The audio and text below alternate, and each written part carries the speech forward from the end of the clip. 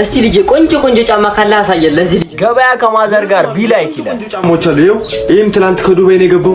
እኔ ለራሱ ይሄን ነው የምጠቀመው ለራሴ። በጣም ቆንጆ ጫማዎች ናቸው። ከለር ሁሉ አለው። በልበል እንግዲህ ምንድነው እንደዚህ የሚያንቀሸቅሽ እንዴ? ነጋዴ መጀመሪያ በምላሱ ነው የሚዘርፈው ይባላል። ከዛ ወደ ኪሳችን ትመጣለህ። ረጋ በል እንጂ አንተኛ የትመረጥ? ይሄ ቆንጆ ጫማ ነው። ይሄን እንውሰደው በቃ። ማይ ምንድነው ዝም ብሎ እንቶ ፈንቶ የሆነ ጫማ መምረጥ?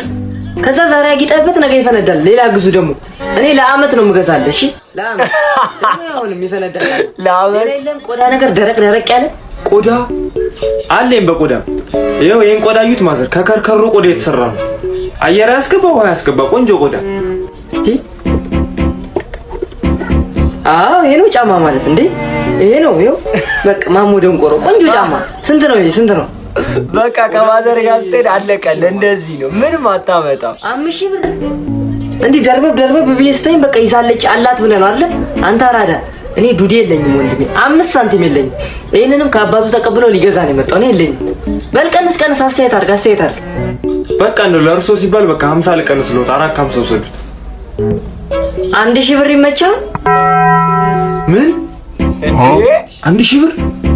ኧረ ማዬ በልበል ዝም በል አንተ። ምን ታውቃለህ አንተ? አይመችህም። ኧረ ማዘር ይቀልዳሉ እንዴ? በዚህ ኑሮ እንደዚህ ያለ ብር ማስቲካም አይገዛም እኮ። በቃ ስለዚህ ገበያና መንገድ የጋራ ነው። ቶ ይቀራል። ናውጣ አንተ ነህ ደግሞ አንደኛ ናውጣ። በቃ ኑ እሺ በቃ ወሰዱት ማዘር።